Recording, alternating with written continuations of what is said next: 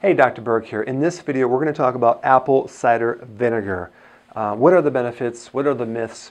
First of all, here's the myth that apple cider vinegar contains a lot of nutrients. It really does not. It doesn't have a lot of vitamin A. It doesn't have a lot of vitamin C. It doesn't have a lot of minerals.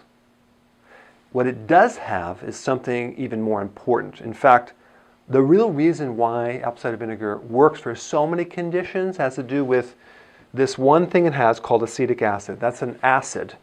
And the reason why it works is, and this might go against a lot of philosophies out there, is that the body, most bodies that I check in my office over many, many years, are way too alkaline. Now I know that goes against maybe what you've heard, that everyone's too acid, but that's not true. You really have to, when you talk about pH, you really have to understand that every part of your body has a different pH. So if someone says, oh yeah, you're too acid, well, what pH are you talking about? The urine? Are you talking about the saliva?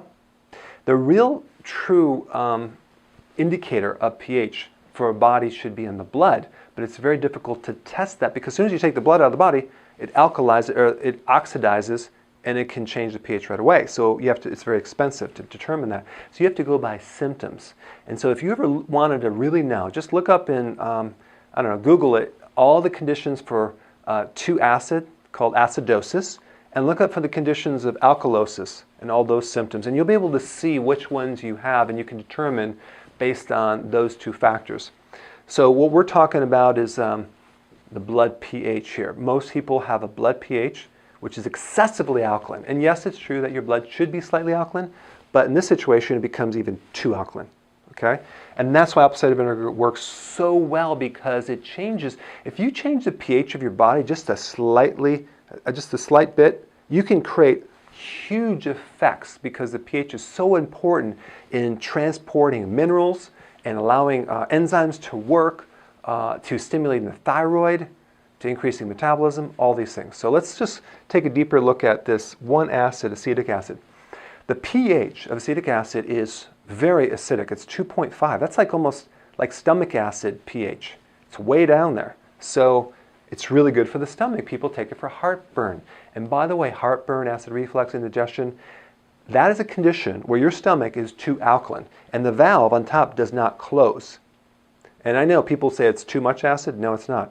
In fact, if you have acid reflux or heartburn, just take some apple cider vinegar and see how much better you feel. I mean, you'll feel wonderful because the valve will start closing on the top and the acid won't start regurgitating up through that valve. So it's good for GERD, acid reflux, indigestion. Okay? And as you age, especially over the age of 50, 60, 70, your pH in your stomach starts going lower, it goes higher and higher and higher. So it becomes more and more alkaline. So you need more acid as you age to be able to digest protein and absorb minerals. Because if your pH is too alkaline, which most people have a problem with too much alkaline, they can't absorb calcium. They can't absorb minerals like they used to. So what happens, especially with calcium, is calcium starts building up in the soft tissues throughout the body. So you have the soft tissue calcification. I mean, you see that in people that are getting older, they're getting stiff, they have arthritis, bursitis, they get calcium developing on the eyes, there's cataracts. On the joints is arthritis, on the nerves there's neuritis, on the kidney is kidney stones, on the gallbladder is gallstones, and the teeth is tartar. That could come from a pH problem. It's an alkalosis, a systemic alkalosis, which is your whole body is too alkaline. One of the things that I like to do as well is make sure they're taking the fat-soluble vitamins to transport that calcium out, like vitamin D and K2. But in this video, we're going to talk about the pH piece of this thing. Now, what causes this alkaline state? It has to do with this, in this book, it's called Sibylla Encyclopedia of Endocrinology, Volume 4, Frank Netter, MD. This is one of the main books that is used in medical schools, and it's a great physiology book to help you get some of the facts on how the body works. So right here, if you look on the page that talks about high cortisol, that's the stress hormone, high stress, high cortisol, causes alkalosis. It makes your body too alkaline. So unless you don't live on planet Earth, you might not have this problem. But most people I know live on planet Earth, they have a lot of stress, their bodies become too alkaline over time. The worst thing you could do is start drinking alkaline waters. Now, it's okay to drink water that's already alkaline, but don't try to alkalize it to an 8 or a 9 or because you're going to make your body worse. And then you won't be able to absorb calcium and things like that. So with adrenal, like stress and high cortisol, you become too alkaline and you lose this little thing called H+. So if you ever taken chemistry, you'll notice that H+ is an acid. So in other words, the adrenal causes you to lose acid through the urine and become too alkaline. So here's all the effects that stress can create. An alkaline body, which then blocks calcium. So you have all this calcium that plugs up everything, but it's unavailable to you, so you start getting the twitch on the left eye. You ever notice when people get stressed, they start twitching? Do you know why that is? Because it changes the pH, and the person can't absorb calcium. So then, this is a calcium deficiency. So you could take calcium, but if the pH isn't right, it won't work. The best thing to do if you have that twitch is to drink apple cider vinegar. Boom, drop the pH to make more acidic. The calcium gets mobilized and the twitch goes away. Cramping in the calf. Apple cider vinegar is the best thing to mobilize the calcium and get rid of cramping in your calves. Nerve pain, neuritis, especially like migrating pain with arthritis that maybe it'll move from this joint to this joint to this joint. Oh my gosh, give them a little apple cider vinegar, they are happy. So with stress, you become too alkaline, you lose acid, and you lose potassium.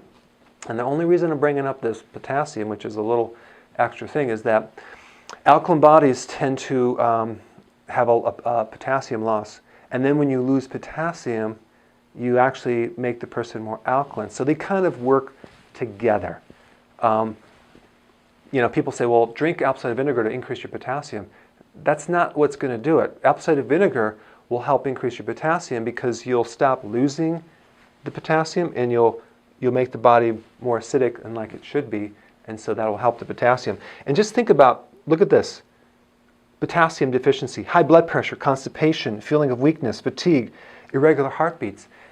When you hear these claims about apple cider vinegar curing all these different things, high blood pressure, constipation, weakness, irregular heartbeats, it's because of the retention of the potassium, because the chain reaction that occurs after getting the pH in the correct level.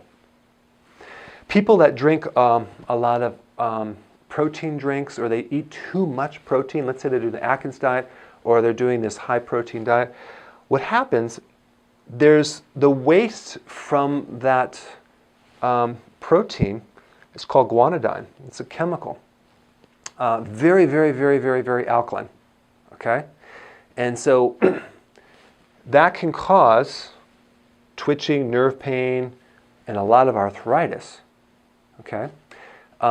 Even when you do like the ketosis diet and you're doing more protein, you may feel stiff, you might feel more arthritic. Drink some apple cider vinegar. It flushes this thing out so nicely. So apple cider vinegar is the antidote to the residue of high protein, or too much protein for your liver and your body. So it's a really good cleanser. So this acid, apple cider vinegar, helps absorb minerals, helps mobilize calcium, helps you digest protein better without the waste. It helps the immune system, and that's the last thing I want to talk about. You've heard that people will take like vitamin C for a cold, right? Or for a virus infection. It's not the vitamin C necessarily that's creating the big effect, because most people aren't even taking vitamin C. They're taking a vitamin C lookalike, or a fake vitamin C called ascorbic acid, which is not really the true vitamin C complex, which again I'll have people disagree on this video. Because you can make synthetic vitamin C from ascorbic acid and cornstarch. Well, first of all, corn has no vitamin C. Cornstarch has no vitamin C. Ascorbic acid has no vitamin C. How can you take two things that don't have vitamin C, mix them together, and make ascorbic acid and think that's vitamin C? It's fake. The real benefit of vitamin C or ascorbic acid is the acid. You'd be much better taking the acetic acid to help your immune system. If you get a cold, if you have a fever, a viral infection, start taking the apple cider vinegar. It's really, really important. So these are the true benefits of apple cider vinegar, because it acidifies an alkaline body. So in the next section, I'm just going to show you a little concoction that I make and I drink on a regular basis. Okay, so let me show you how to make this. This is in my book, chapter 10. It's called the cranberry drink. It should be called the apple cider vinegar drink. Very simple, and you really should try this because it will help you lose weight. If you drank one of these before you ate 3 times a day, you would lose a lot more weight because it stimulates the thyroid and it acidifies the stomach. The only thing that I would recommend if you have a very slow metabolism is you may want to omit the cranberry juice. So you get the Bragg's apple cider vinegar. I like this the best. And simply a teaspoon and some water. Actually do 2. 2 teaspoons in the water before each meal. And some people say don't consume water before a meal, but this is an acid drink, so it's going to help stomach acids. But check this out. This is my favorite lemon juice, Italian volcano lemon juice. It's organic lemon juice, and this stuff is magical. It's wonderful, and you get it from the health food store. It's grown on these soils where the volcanic ash fertilized the soil. So you just do a teaspoon of this lemon right here. You don't have to use this lemon juice. You can use other lemon juice. You can use lemons. I like that lemon juice because I'm spoiled. Cranberry juice. Make sure you read the back of the label, and it just comes from whole cranberries. Because some people get the one that has extra grape juice or apple juice. You don't want that. Just do a teaspoon of this. And basically, this is your drink. Now, I like to, and this is just me, you don't have to do this. You can add some ginger, and there's some ginger root that you can shred in there, and it makes it a little spicy. I basically have this ginger extract that you can get. It's a liquid form. It's like ginger juice. And you put a little ginger, it's real spicy. There's a lot of great properties. It's a very good tonic. Again, if you can't stand the taste, chances are you probably don't need it. Okay? If you really need it, you will crave it, and it makes you feel better. But I really want you to try this. Real simple. Drink this before you eat, and watch how much better you feel.